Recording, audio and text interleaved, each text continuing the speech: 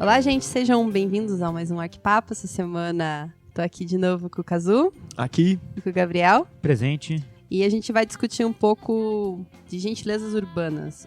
O que torna a nossa cidade melhor, o que dá respiro para os espaços, o que torna a experiência, quando a gente está circulando por aí, mais interessante no nosso dia a dia. Vamos lá!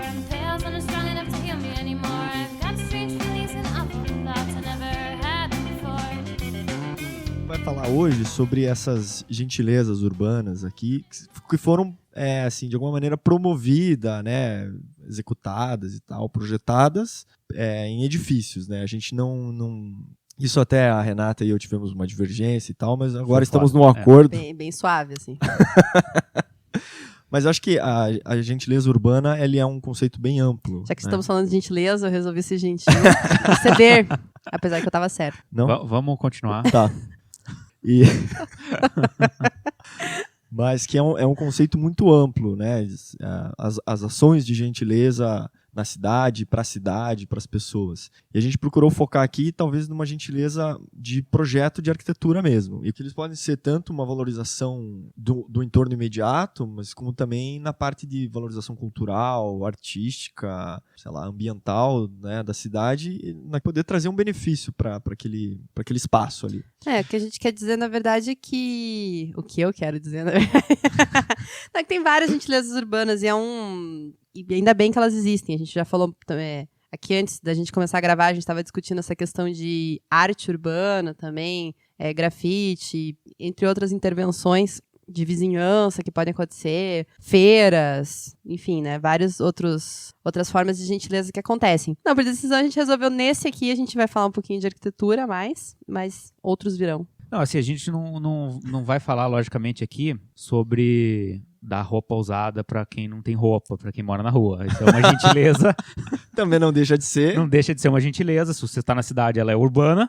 Mas aqui a gente vai falar, assim, de situações onde um edifício ou uma pessoa que é dona de uma propriedade abre mão de determinado espaço ou promove alguma melhoria na sua edificação que venha a valorizar o entorno, os vizinhos, a cidade, o bairro, e não apenas aquela edificação. E eu vou completar porque eu acho assim que o planejamento urbano e desenho urbano como realizado pelo poder público tem uma grande importância no fato de auxiliar ou promover esse tipo de atitude, né? Por leis, assim, eu digo que uma edificação privada conceda um espaço público para poder construir mais, ou, enfim, algumas concessões, eu acho que ela pode incentivar e fazer esse papel, né? Ou até mesmo fazer o contrário, né? Se posicionar de uma maneira que as pessoas não ficam impossibilitadas de fazer isso. Também, exatamente, pode travar muitas das ações. Exatamente. Né? E, assim, o que eu acho que é mais interessante são atitudes que, de alguma maneira, são meio que espontâneas, assim, que não foram necessariamente obrigadas por lei, assim, né? Então, que a iniciativa privada, o cliente ou o investidor, de alguma maneira, abriu mão, isso que o Gabriel falou, em benefício de um coletivo, assim, né? Para poder promover algum benefício para a cidade. Mas que não necessariamente ele seria obrigado a fazer isso, né? Porque muitas vezes acontece de obrigar e acabar gerando um espaço relativamente sem graça, né? Que foi por força de lei. E eu acho que nós, como arquitetos, podemos pensar de diferentes maneiras para promover um espaço público mais interessante, né? A gente vai falar um pouquinho também do outro lado, assim, o contrário da gentileza são talvez as grosserias urbanas que são geradas também por projeto de arquitetura, assim. Os muros ou descontinuidades na malha, exemplos aí também tem vários de mau exemplos. Então, assim, eu acho que as gentilezas urbanas que a gente está falando são iniciativas, muitas vezes, altruístas, né? Que têm por objetivo melhorar o ambiente urbano, né? Então, fazer com que o ambiente urbano se torne mais agradável, mais seguro, mais eficiente, talvez, mais sustentável, né? Então, eu acredito que esse tipo de ação, essa melhoria do ambiente urbano, acaba por gerar uma maior simpatia dos cidadãos com os bens públicos, né? Gera uma sensação de pertencimento àquilo, né? De entender aquilo como algo dele também. Porque a gente vive numa sociedade, vai ficar meio palha isso de novo, mas sociedade individualista, que prioriza certas coisas muito pessoais, né, do carro, do transporte individual, do terreno nosso, da gente cercar, morar, fazer tudo isso. E quando, na verdade, uma atitude diferente que pode valorizar a cidade é né, um pensamento coletivo e que traz benefício para todos, né? Eu acho que grande parte da população tem o sentimento de que o público não é de ninguém. Quando, na verdade, o público é de todo mundo. Olha que bonito, Gabriel. Olha lá. Não, mas eu posso exemplificar isso. Ajudaria muito. Uma vez eu vi um malucão na rua, o cara tava fazendo uma zona, tipo, batendo em tudo que é placa, batendo em tudo, derrubando orelhão, fazendo de tudo, assim, tipo, chutando o banco, estragando a lixeira. Vandalizando geral. Vandalizando geral. Tá. E nessa rua tinha um monte de carro estacionado. O maluco teve o cuidado de não tocar em nenhum carro. Porque ele sabe que o carro é de alguém. E se esse alguém enxergar essa situação, vai dar porrada nele. Vai tomar pau. Agora, o orelhão, o banco, foda-se, né? Eu acho assim, até uma questão que pode parecer ridícula, mas assim, normalmente a gente vai pensar que uma gentileza urbana, um cara que pensou na cidade também, né, que o edifício dele trouxesse um benefício para a cidade, de alguma maneira a gente poderia pensar que, mas isso é uma boa arquitetura, né, que também entendeu e tal. Mas é um pouco aquilo que nem toda boa arquitetura faz esse papel, né, de ser Aí levanta-se uma polêmica também, né? Tem que ser uma boa arquitetura para estar integrado com a cidade. Poderia ser simplesmente o título desse podcast, projetos com uma boa arquitetura, partindo do pressuposto que sempre uma boa arquitetura vai se preocupar com o ambiente urbano. Exatamente. Mas aí nisso que a gente talvez se preocupou em trazer exemplos que, assim, são boas arquiteturas, bons edifícios, né, bons projetos, mas que eles cederam alguma coisa em benefício da cidade. E que não necessariamente precisavam ter feito isso, né? Sim. Isso que eu acho que é diferente. A gente conversou sobre o Guggenheim, que é um excelente projeto de arquitetura, mas que ele ele não cede um espaço, né, ou alguma, nesse sentido, assim, uma gentileza para a cidade ali, para o entorno imediato, né? Além de beleza. Além de beleza, né?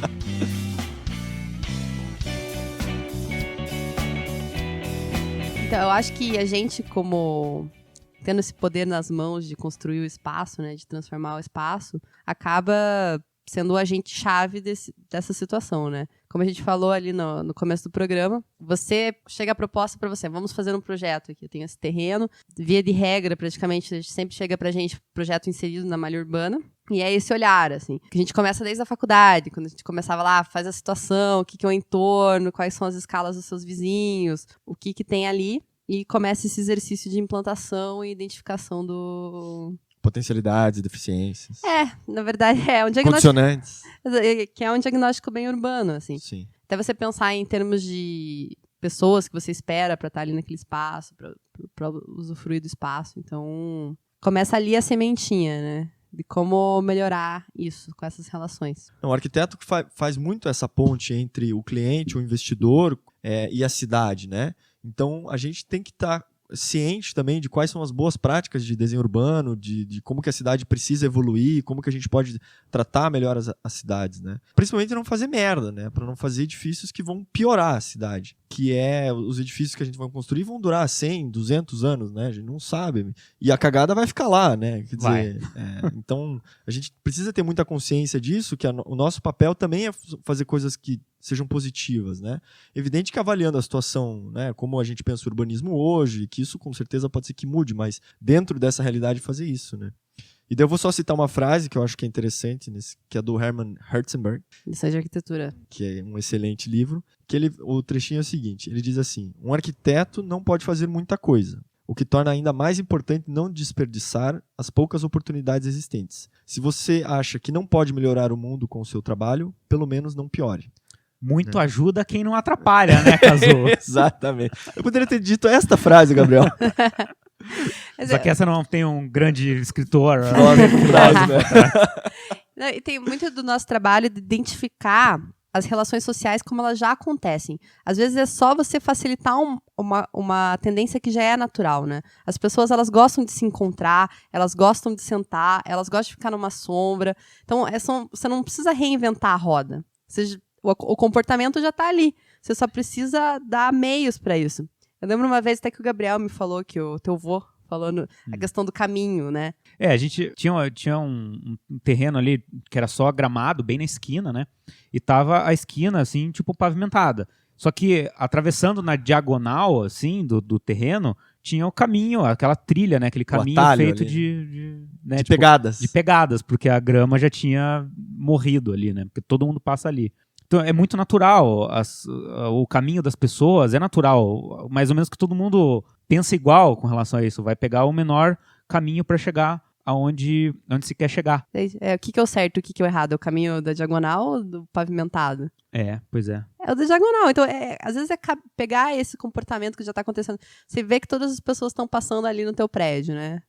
Onde era o terreno, naquele sentido, te parece anormal você forçar uma outra rota, né? Então, assim, se você quiser fazer, se estiver fazendo um projeto de uma praça, você vai, planta grama na praça inteira e espera ali uns meses. Aí você pega e pavimenta justamente onde todo mundo passou. Deixa as pessoas indicarem o caminho, né? É uma experiência legal de fazer, hein? Olha, boa prática essa. E eu acho importante pensar, assim, nesses projetos que a gente tem essa expectativa de fazer uma área, devolver uma área pública, né? Realmente reforçar esses itens simples que as pessoas procuram, né? Primeiro que elas precisam ter uma atividade para ser feita naquele local. Seja descansar, seja contemplar, seja praticar uma atividade física. Não adianta ser simplesmente um pedaço de grama em volta que é assim, tipo, cercado por muros. Exatamente. Que às vezes acontece nessas iniciativas que são feitas por obrigação da legislação. Você precisa doar X% da tua área para a prefeitura. E fica aquele restolho de quadra, assim, tem nada. Que é pior ainda, né? É pior ainda, melhor que ficasse com o condomínio. Talvez lá tivesse um melhor uso, né? Então você acaba tendo uma área sem função. Então não é simplesmente uma área por área, né? É uma área que as pessoas se sintam seguras realmente lá e elas têm o que fazer, né? Posso sentar e comer um lanche. Sim. Lá, dar comida aos pombos. Por isso que essa observação do Gabriel, do atalho e tal, a gente precisa ser esse observador de pessoas também, observador de movimentos, como que as pessoas usam os ambientes, como que elas gostariam de usar também. Então a gente tem que estar sempre muito atento a esses sinais para que isso também se converta num bom projeto, né? Um projeto que compreenda essa realidade. Assim. A arquitetura é feita para as pessoas, né? Então tem que analisar as pessoas. Exatamente. Mas muitas vezes a gente esquece disso, né? Sim. Quando a gente faz um condomínio, cerca tudo e faz um muro de 4 metros e tipo, foda-se a calçada, cara, isso não é um espaço humano, assim, né? Quer dizer, você ignora a humanidade nesse sentido, né? Então, acho que isso é um exemplo bem extremo, mas a gente também precisa ter boas práticas, né? De tornar um ambiente... Daí a gente depois vai entrar, talvez, nos conceitos de alguns urbanistas e tal, mas promover diversidade, promover... integração com a cidade, né? Olhos para as ruas, enfim, todas essas questões que eu acho que são muito importantes para uma qualidade de vida de todos. Assim. Aquele básico. Quanto mais muros você coloca, menos gente está olhando para a rua e aquilo lá, tudo pode acontecer. Assim. O muro, né, que é para, na verdade, para dar segurança para quem está do lado de dentro, muitas vezes tem o efeito contrário, né? Então, tipo, a gente tem essa grande preocupação com segurança aqui no Brasil, principalmente todo mundo tem preocupação com segurança, cerca todas as casas, cercam os prédios, fazem o condomínio fechado, que é um conceito que até, às vezes, é difícil de estrangeiros compreenderem, assim, sabe? Você explicar, assim, que tinha um monte de casa, só que é cercado por muro. Bem altos. Bem altos, com cerca elétrica. Tem gente que não entende. Mas isso aqui é Brasil, porra! Mas isso, tipo, dá uma certa segurança para quem tá dentro, mas tira completamente a segurança de quem tá fora, que de noite vai passar por ali, um lugar completamente ermo. E só mais uma coisa que eu queria falar nesse ponto, de observar o comportamento humano e só dar condições para ele acontecer naturalmente. Que, por exemplo, assentamentos, até li uma reportagem agora de assentamento de refugiados, que já tá há algum tempo, acaba que aquilo vai se consolidando e esses equipamentos públicos, entre aspas, espontâneos, eles acabam acontecendo, né? Então já tem áreas de quadra, eu vi que alguns estudantes de Yale de arquitetura fizeram um pop-up church de várias religiões, sinagoga, para esses assentamentos, para ter todo tipo de interação social. Então acontece, até vários lugares, assim, às vezes em áreas de ocupação regular aqui no Brasil, você vê muito campinho de futebol, assim. Campinho de futebol é sagrado. É sagrado, é verdade.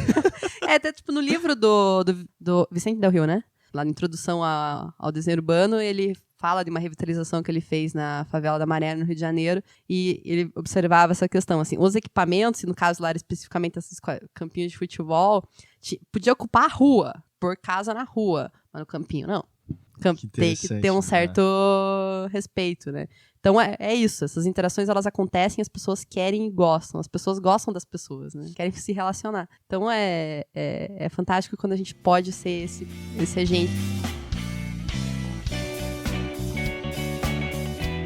Então, eu acho legal a gente exemplificar um pouco para ficar mais fácil esse entendimento, né? Então, que a gente falou, uma gentileza urbana nesse aspecto que a gente está entendendo seria, por exemplo, um cara, vamos dizer que tem uma casa na frente de um ponto de ônibus e ele doa, vamos dizer, uma parte do terreno dele para fazer um banquinho ali com talvez até uma coberturazinha ali para quem está esperando em pé no ônibus possa sentar ali para esperar. Então, vamos dizer, era uma coisa que era o terreno dele, né?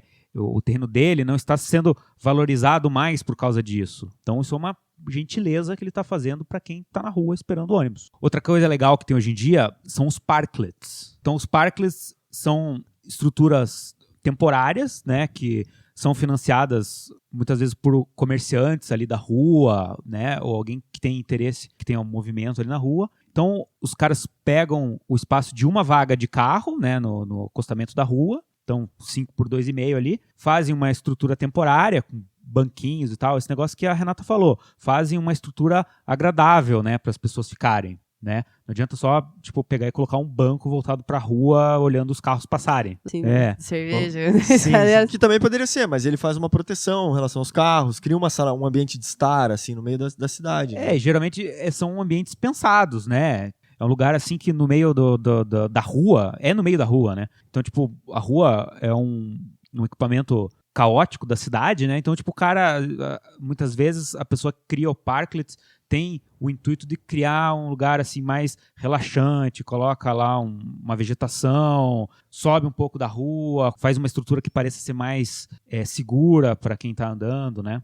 E é interessante porque ele foi uma atitude da população ou de algumas pessoas que resolveram fazer isso e aí cutucaram o poder público, né? Promoveu essa discussão e aí, será que isso aí pode, não pode? Será que a gente pode regularizar ou regulamentar isso ou não e tal? Então isso é muito interessante também, porque é parte da população ou dos arquitetos, designers e tal, de fazer essa provocação também, né, aos órgãos assim públicos, né? Também eu acho assim, outros exemplos simples também, mas por exemplo, inclusive até nesse do atalho, mas por exemplo, você entender que aquilo você vai construir um prédio e poder ter uma galeria comercial acontecendo ali, você vai construir um edifício. Vai fazer um prédio ali, sei lá, já entendeu que é um caminho que as pessoas podem naturalmente querer usar. Então aproveita, faz uma galeria, vai acabar até, de repente, lucrando com isso, né? Colocando um comércio ali que vai ter movimento e tal, né? E facilita a vida das pessoas. Exato. Né? E outra coisa também, por exemplo, na hora que você está, vamos supor que você está construindo no alinhamento, né? Que você não tem um recuo frontal. Quer dizer, se houver a possibilidade de fazer uma marquise para as pessoas poderem caminhar quando estiver chovendo, quando tiver sol. Então, assim, eu acho que são atitudes dentro do projeto que podem contribuir muito para a cidade, para as pessoas que vão estar passando ali na frente, assim, né? Que seja, vamos supor, uma fonte de água para o cachorro beber água, né? Uhum. Acho que são pequenas atitudes. Lógico que a gente começa a fugir um pouco do projeto, mas acho que pequenos exemplos também podem ser utilizados, né? E eu vou dizer, assim, uma coisa que também pode ser interessante é, por exemplo, criar um espaço de hortas, né? Hortas urbanas, por exemplo, e promover isso também, como um envolvimento da sociedade, aproveitar um vazio urbano, sei lá. E uma coisa que eu achei engraçada até em relação à horta, eu estava vendo no documentário em São Paulo, que eles estavam fazendo hortas urbanas no topo dos edifícios, tipo na Paulista, assim. E daí os caras falaram assim, mas o que precisa uma planta para crescer? Terra, água e ar. Daí vamos lá, água, sol e gás carbônico. Que tem pra caramba. É isso, exatamente. E o que mais tem no topo dos edifícios em São Paulo? Né? Vai dar uns vegetais bombados, assim. Então, e essa era a reportagem. Tipo, cara, dava umas cenouras enormes, tipo berinjelas gigantes. Então falou assim, cara, um dos melhores lugares pra se plantar é na cidade. Porra, então é muito engraçado isso. Quer dizer, tem um potencial pra aproveitar isso, né? Mas você sabe que, na verdade, em canteiro de obra, acontece com uma certa frequência. Hortas? Hortinhas, O cara vai lá durante o almoço e pega alfacinha, assim. Orgânico, né? Né? Fresco, olha. Mas aqui perto de casa tem um cara que também deve morar há 120 anos aqui na casinha de madeira dele aqui. E um belo dia, acho que a prefeitura falou, nós vamos alargar a rua aqui, que bom que vocês têm afastamento, porque a gente vai passar a rua aqui no jardim de vocês. E o cara falou, esse jardim é meu. Cercou a casinha dele e até hoje tá lá. Ela ocupa a calçada inteira. Se você tá andando na calçada, você tem que desviar do jardim do velhinho. Entrar na rua, né? E chega até a entrar na rua a hortinha dele. Mas eu admiro. Uma postura, uma atitude urbana, né? Na verdade é uma atitude meio de propriedade, assim. Não é muito urbana, mas... Usa o campeão, né?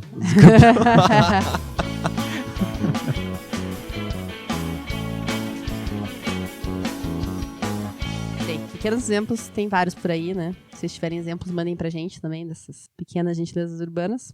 Agora, em escala mais predial, tem vários legais. Porque acho que é bom a gente, como o podcast não tem imagem, né? A gente buscou referências que sejam relativamente famosas. Esse todo mundo meio que Então, conhece. meio que não conhece. Se você não conhece, é uma oportunidade para você ampliar suas referências também. Dá uma estudadinha. Vale a pena, são prédios que são famosos no mundo, mas acho que tem essa temática de trazer um benefício ali, né? Um deles é o MASP. Boa!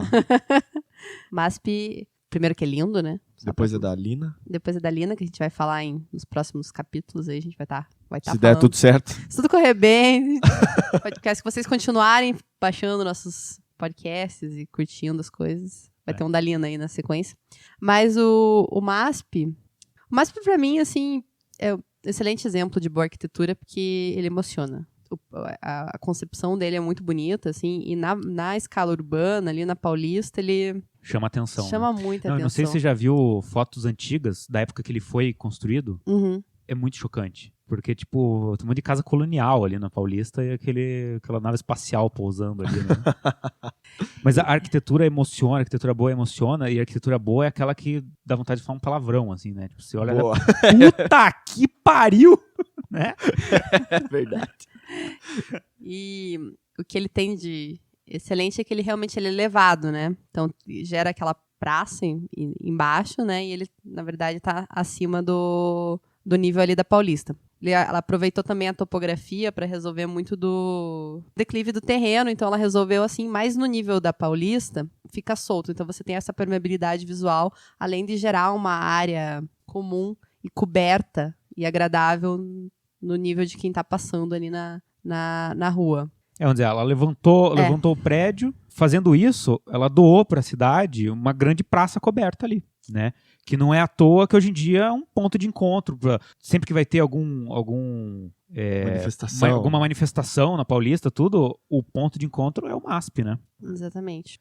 Porque nesse caso, a Lina, uma das condicionantes do projeto foi que o cara que doou o terreno era um dos proprietários do Parque da Frente, que é o Parque Trianon, se eu não me engano. E ele falou assim, que poderia ser construído qualquer edifício na frente, desde que mantivesse a vista para quem do parque olha a cidade. Então, ela teria que soltar o edifício, né, liberar o térreo.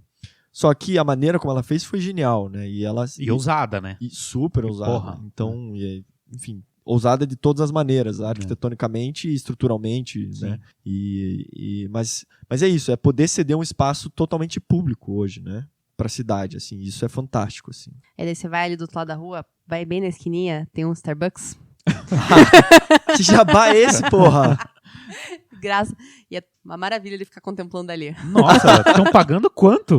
Porra. Então vamos lá, que mais? Cheque no final do mês. Eu acho que tem um outro que é muito legal também, que é o MAN, que é o Museu de Arte Moderna do Rio de Janeiro. Sim. Que é do Afonso Reide.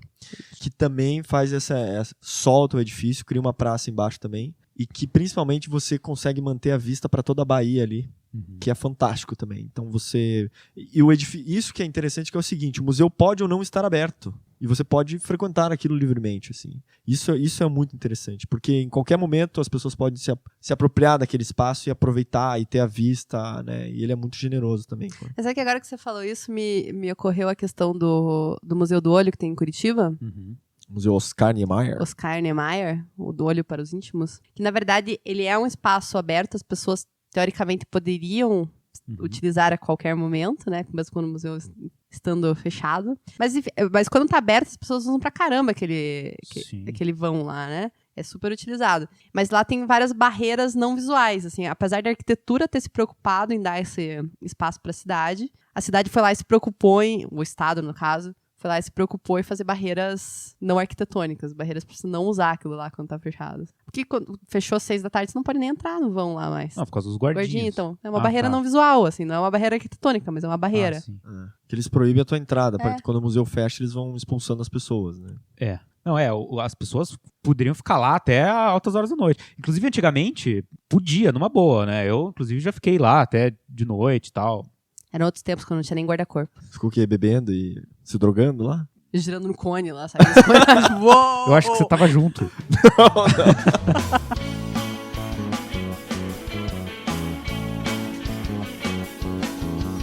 O pepino do Norman Foster em Londres. É o nome do negócio. Oficial. Pepino do Norman Foster. É exatamente assim. Você procura na literatura aí. Como é que é? Do Sir Norman Foster. Do Sir Norman Foster.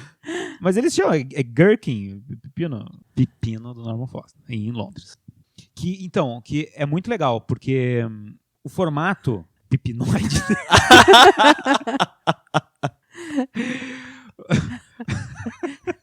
O formato pepinoide dele permite que na base...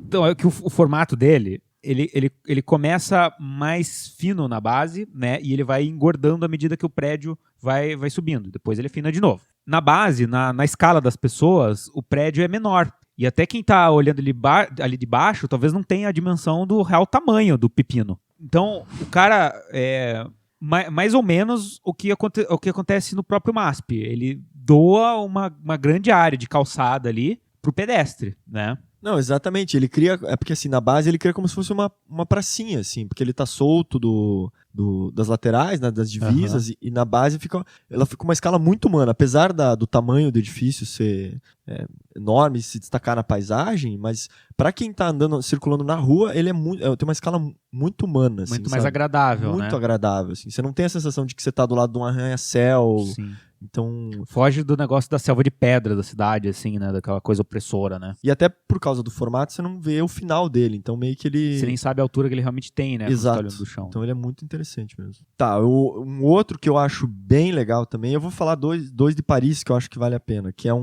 primeiro que é o Georges Pompidou, que é do Renzo Piano e do Richard Rogers, que foi um concurso que eles ganharam e tal, né? Eu não lembro exatamente se é metade do terreno, né, que eles ocupam ali e tal. Mas assim, eles recuaram o prédio, ocuparam só parte do terreno e abriram o restante como uma praça, assim. E aquilo é fantástico, porque é uma área super densa, assim. Então eles criaram esse ambiente que você pode, evidente que nem o Mies van der Rohe faz no Seagram Building, que você pode apreciar o edifício, mas é um espaço público, né? E você poderia fazer um museu que ocupasse totalmente o terreno. E essa atitude de poder ceder isso para um espaço público, isso é fantástico, assim. Então, e acho que esse projeto também é famoso por causa disso. Além da estética dele ser diferente, de ter um conceito de botar as coisas para fora, né, as infraestruturas e tal. Mas acho que como implantação e como ocupação, ele também tem uma gentileza urbana assim, muito grande. Assim, né? E o outro de Paris, que é a Biblioteca Nacional, né, que é do Dominique Perrault. Sim. Que são, na verdade, acho que 4 torres, assim, São. né? E daí elas são emendadas, vamos supor assim, com um puta deck de madeira, assim, cabuloso, assim. E no meio tem um jardim monstruoso. Parece do Jurassic Park, assim, sabe? Quando come a vaca, assim, o dinossauro. Cara, é muito tesão, assim. E todo esse espaço, você sobe escadarias, né? Umas escadarias nessas madeiras que dizem que é do pau-brasil e tal. Não sei se é do pau-brasil, mas dizem que é brasileira. Que é brasileira, é. Mas também, cara, vai vir da onde? A gente exporta, né? Foda-se. Mas é muito legal, porque viram arquibancadas, assim. Então você vai durante o dia, as pessoas estão lá aproveitando o sol, comendo, né? Mas estão lá aproveitando o dia e aproveitando a paisagem, assim. E esse também é muito interessante, porque cria esse espaço cria esse espaço público em volta da biblioteca, assim, né? Que é muito legal. Você falou da arquibancada, eu lembrei de uma outra coisa, que é uma escala bem menor. Mas é na Broadway. Quando eu fui, tinha um espaço para comprar os tickets para entrada dos espetáculos de todos ali, nos espetáculos que tem ali na Broadway, né? E essa bilheteria era tipo uma arquibancada mesmo, assim, sabe? Tipo, era uma arquibancada e daí no espaço mais alto da arquibancada, embaixo, voltado para a rua, ficava a bilheteria. Então, tipo, é uma instalação que, enfim, eles construíram lá, mas que não é só uma caixa no meio da rua. Serve também como um lugar que as pessoas vão lá comer um lanche ali, tipo, na hora do almoço tem um monte de gente que almoça ali, comendo alguma coisa rápido, e ainda serve de arquibancada para algum evento que geralmente eles fazem lá. Porra, os caras estão na Broadway, né? Sim, sempre tem flash mobs acontecendo e coisas do gênero. Eu acho que o do Oscar tem o Copan, pra mim, também. É verdade. Ele tem essa qualidade de você pode cortar a quadra por ali, criou galerias. Dá pra se perder um pouquinho. Se perder. Cara, é fantástico, assim. A parte do Copan é extraordinário, assim. E é uma pura gentileza, assim, dele permitir que as pessoas cortem por ali, assim. Tem vários comércios. Vários comércios, exatamente. E o Copan tem isso, assim. Quem mora em São Paulo ou quem for visitar São Paulo, você pode chegar ali e pedir pra subir até na parte de cima do prédio. Lá, pelo menos quando eu fui, rolou, assim, né? Cheguei lá e falei, gostei de subir e tal. O pessoal permitiu, então você sobe, tem uma vista fantástica de São Paulo ali. E aí você vê, também dá pra ver um pouco por dentro o edifício, assim. Então é muito, muito interessante, assim. E aí também em São Paulo, que é a Marquise do Ibirapuera. Pra mim aquilo é uma... Porra... Aquilo, assim, não é um espaço coberto e que, porra, permite qualquer coisa, assim, as pessoas ocuparem de diferentes maneiras. Eu confesso assim. que eu me impressionei quando a gente foi pra São Paulo a última vez, a quantidade de gente embaixo daquela marquise era, tipo, insana, assim. Insano. E fazendo de tudo, né? Principalmente andando de skate. Principalmente andando de skate. Mas, fazendo de tudo. É fantástico. Não, esse é aquele desenho que você faz e começa a botar molho de pessoas felizes, e balão, e pipa, e gente andando, dando movimento vida. Cara, esse é o projeto, assim. É fantástico o que ele consegue fazer, né? Não, e que é real, né? Não é só aquele molho de escala humana. Lá aconteceu de sim. verdade. Assim. E outro... Aliás, duvido que ele tenha desenhado tanta gente nas perspectivas dele. E há outro que é o auditório do Ibirapuera, né? Que ele tem uma gentileza no sentido de que o palco ele pode ser tanto aberto para a parte interna do auditório e para a parte externa para um show ao ar livre, né? Que também é muito interessante isso, assim, permitir esse uso para a cidade, né? De uma maneira pública também, né? Que tem shows e concertos para qualquer um poder assistir, assim. Que isso também é uma gentileza muito interessante. Aí eu vou citar só mais, acho que 2 exemplos aqui, que é o museu em Amsterdã do Renzo Piano, que chama Nemo. Na cobertura do museu ele faz como se fosse uma escadaria também, assim. Vale a pena dar uma pesquisada na imagem, que é bem legal, assim. Tem uma biblioteca do Mecanu, que é uma biblioteca chama Delft. Não sei falar isso, em holandês, assim. Deve ser isso mesmo. Deve ser igual. Mas que é um pouco a pira do Escofídio também, né? De fazer um telhado verde. Só que é um gramado que vem desde baixo, assim, e aí... Fica bem natural, né? Parece uma colina. E, na verdade, tem uma puta biblioteca lá embaixo. Assim. Esse do Escofídio que você tá falando é o de Nova York, que a gente falou no podcast de Nova York, Exato. Que é no Lincoln Center, né? Uhum. Legal. Porque esse da biblioteca, ele é muito natural, assim, o jeito que permite... Bem Teletubbies, assim. Bem Teletubbies. E que permite que as pessoas subam ali também, fiquem no sol, né? Pra quem nasceu depois de 90, se eu não souber o que é Teletubbies... Procura no Google. Tá, e que até pra fazer o gancho com esse negócio do atalho que você levantou lá, que é esse é difícil de falar, mas é o Carpenter Center. Carpenter Center. O Carpenter. Carpenter. É o centro do carpinteiro. Pode ser. Nossa. Que é do Le Corbusier, né? Que é em Harvard. Que dizem a lenda, né? Que ali existia esse atalho que você tinha comentado, assim, que as pessoas faziam aquele trajeto. E na hora dele inserir o prédio, que é um edifício de artes, ele faz com que a rampa de acesso para esse edifício esteja exatamente onde era esse atalho. Então, que as pessoas continuassem percorrendo esse mesmo caminho, mas que, ao mesmo tempo, isso permitisse com que as pessoas de outras áreas da universidade, que não tinham muito contato com a parte artística, pudessem, ao menos, passar pelo edifício, ver os ateliês, ver a produção artística e tal. Então, porra, isso é fantástico também, né? Como tomar partido daquele atalho, como promover com que as pessoas possam entender outras realidades e ver outros mundos também, né? E na minha visão, que eu acho que é o maior... o prédio que fez a maior, né, gentileza urbana, Que é o walkie-talkie do Rafael Vignoli em Londres. Aquele que taca fogo nos carros. Aquele que derrete carros.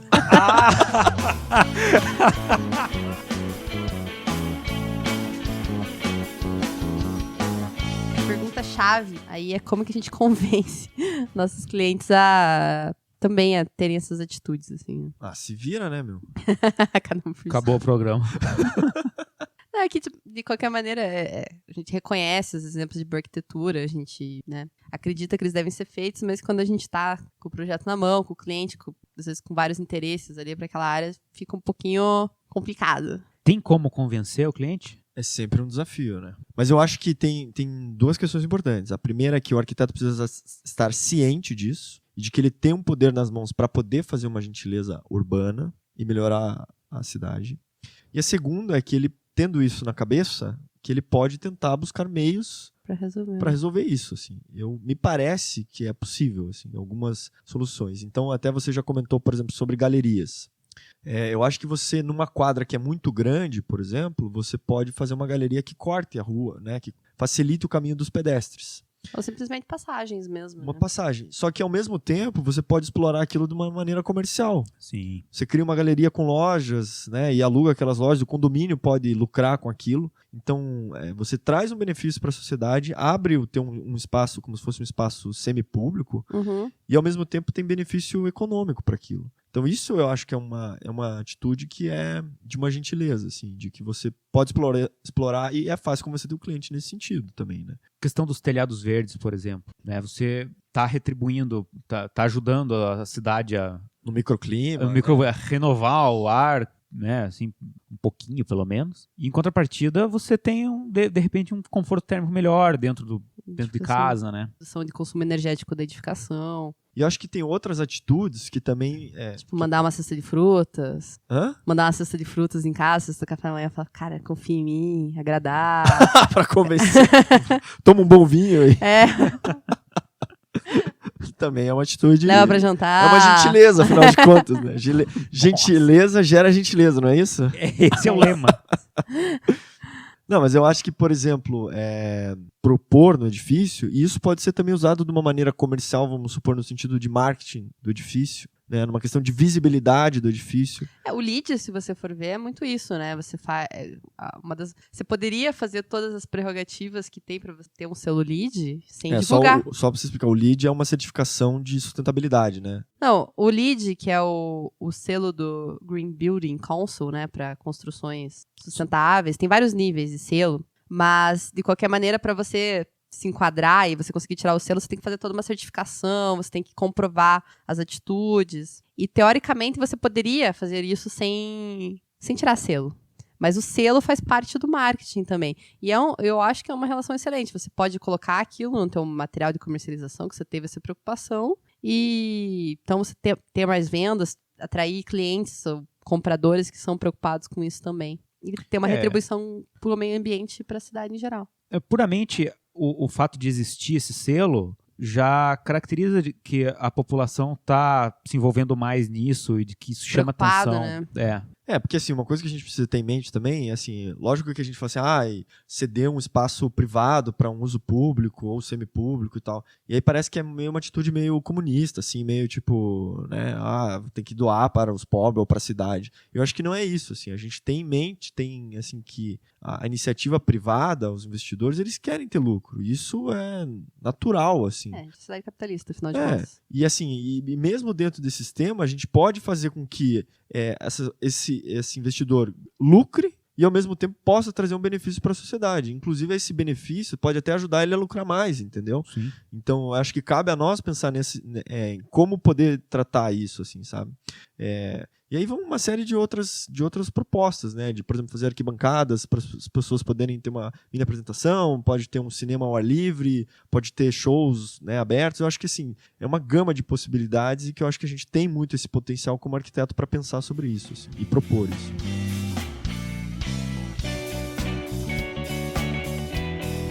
Todos os exemplos do começo do podcast até agora, assim, do que a gente tem falado, é meio repetir a mesma tecla, assim, da escala das pessoas, assim. né? A gente falou várias vezes, quando a arquitetura, os espaços dão esse respiro para a escala humana novamente, que é a grande tendência do urbanismo contemporâneo, né? Voltar a preocupação pra gente, né? Sim. Né? Pro ser humano em si. E a gente passou no urbanismo modernista, a cidade foi setorizada, tratada por funções, e o carro individual acabou sendo o transporte de todo mundo, as distâncias ficaram maiores em função dessa setorização. Então, a cidade não era para as pessoas, né? O carro virou protagonista. O carro virou protagonista de todos os espaços. Então, a 40 km por hora, 60 km por hora, 80 km por hora, você não vê nada. Você não vê o teu entorno, você não enxerga. Por isso que tem outdoor gigantesco na rua. Não é pro pedestre ver. Sim. O outdoor. Biologicamente, a gente não consegue perceber tudo a essa velocidade. Né? Não consegue. O que acabou refletindo nisso é que a cidade foi esvaziando. Isso gera outros problemas de segurança, sedentarismo. E agora a gente está nesse retorno, né? De voltar aos pontos de encontro. Então a gente separou alguns livros aqui que a gente acha importantes para embasar essa discussão. Lá dos primórdios, se eu não me engano, de 61, o livro da Jane Jacobs, que ela levantou essa bandeira, foi talvez uma das primeiras a levantar essa bandeira, da questão do uso, né? De olhar para a rua e ter usos dinâmicos na cidade, para a vida da cidade, para os olhos da cidade estarem sempre presentes. E ela tem que assim, pessoas atraem pessoas, né? Exatamente. Isso é um fator, é isso, assim. Acho que a cidade é baseada nisso, assim. Na sequência, o outro livro que é interessante é do Lynch, Kevin Lynch, que ele fala exatamente desses pontos nodais, que são exatamente esses pontos de encontro na malha urbana. Qual é o nome do livro? A imagem da cidade. Se eu não me engano, acho que ele é um pouco antes da Jane Jacobs, mas eles são bem próximos, assim. E eles são esses primeiros que passam a combater e questionar o urbanismo modernista, Exato. Na verdade. O outro livro que o Kazu já mencionou foi o livro da Lições de Arquitetura, que ele fala muito dessa escala da arquitetura em relação à cidade, em vários exemplos. Também não é um livro tão recente, acho que é de 90 mais ou menos. Mas também tem bastante dessa discussão. E o grande nome do urbanismo contemporâneo, que é o Jan Gehl, que tem alguns livros, mas eu acho que mais importante, assim, nessa discussão pra gente, assim, foi o Cidade para Pessoas, que é realmente isso que a gente tá falando, da escala das pessoas. Que eu acho que até ele faz uma revisão para quem lê Jane Jacobs e tal, e lê ele, você vê muito dela, né? Mas ele vai desenvolvendo e melhorando essas ideias, assim, para um ambiente mais contemporâneo, né? Então, o que é espetacular, na verdade, é que ele, sendo foda como assim, ele teve oportunidade de trabalhar com várias cidades no mundo. Então, ele tem muitos exemplos e casos práticos da situação realmente acontecendo, né? Como reinserir a vida na rua. Então, e outra coisa que é excelente dele, quem tem chance tem bastante palestra dele no YouTube, e ele é engraçado. Então, ele é diver. Ele é divertido. Então, vale a pena assistir as palestras dele, assim. Se você tem um apego sentimental muito grande com Brasília, não assista. Ele fala mal. Tá, spoiler. Mas é nessa pegada, assim, de realmente discutir o urbanismo modernista, né? Sim, e para mim o que ficou mais fascinante nesse livro dele é porque ele trata de algumas questões que são biológicas, ou assim, do organismo humano. Uhum. De percepções, de como a gente se sente segurança, de como que a nossa visão, até que distância que a gente vê uma pessoa, isso influencia num tamanho, numa dimensão de praça. Então, assim, ele vai fazendo essas relações com o próprio corpo, entendendo o corpo do ser humano, para também propor uma cidade que compreenda isso. Que é o que a gente conversou sobre a escala humana. E aí o indivíduo perceber isso da questão da velocidade, né, da questão de a gente sempre tem uma tendência a proteger nossas costas. E isso é instintivo. Então você precisa ter numa praça um lugar para as pessoas se encostarem, entendeu? Então é muito interessante como isso influencia diretamente, né, a nossa questão instintiva no desenvolvimento de um planejamento urbano. Assim. É legal que quando ele fala da biografia dele, né, ele fala, me formei arquiteto lá, fodástico, construí pra caralho. Daí ele falou assim, mas daí eu casei com uma psicóloga. E nisso, a gente tinha vários... Eu recebia meus amigos arquitetos e ela, os amigos psicólogos dela, e rolava uma briga, que ele sempre argumentava, não entendo por que vocês arquitetos não pensam nas pessoas. Que era bem essa fase do modernismo, Nossa, assim, exatamente. intenso, assim, né? E então, ele acabou desenvolvendo um trabalho muito voltado para isso, a partir dessa compreensão que a mulher dele conseguiu agregar no trabalho dele. Não, e eu só achei assim, acho que só para concluir, eu acho que como arquitetos nós temos um papel fundamental na transformação das cidades, que ficar só esperando atitudes de governo e de políticos, isso é uma coisa que acontece, uma crítica ao jeito como as coisas são em qualquer lugar do mundo, e que cabe a nós também tomarmos atitudes positivas em relação à sociedade e principalmente pensando na coletividade, né, de viver em umas cidades melhores. Então, que a gente possa ter essa atitude, assim, né, de promover esses novos espaços e espaços melhores. E que isso só traz benefícios, né, inclusive, né, pessoalmente e socialmente também, porque pensar em utilização de vazios urbanos, em interpretações de culturas, em valorização cultural, da história, artística. Eu acho que tudo que a gente puder agregar de valor e trazer de benefício para a cidade é interessante. E que num ponto é muito importante também para a profissão de arquiteto, que é mostrar para a sociedade que a gente está atento a ela, né? E que a gente não é um profissional que só vai atender classe alta, classe média, né? E que a gente se preocupa com o bem-estar das pessoas, né? E de todas aquelas que usam a cidade. Assim.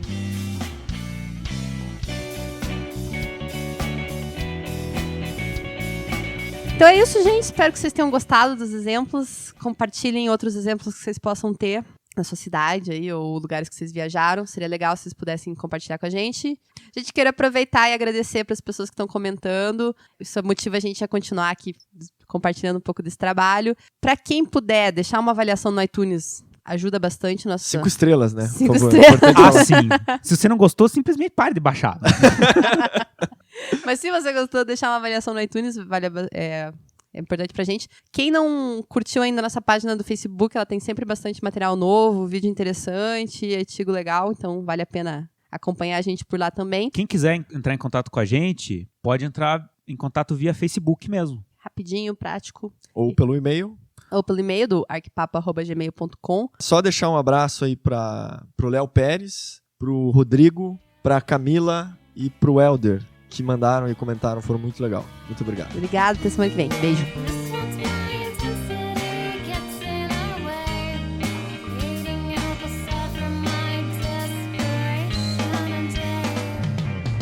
Eu acho que a gente pode, para ilustrar melhor, citar alguns pequenos exemplos do que a gente tá falando, né? Não tá na hora da pauta. Vamos continuar na ordem da pauta. Ok, esquece o que eu falei.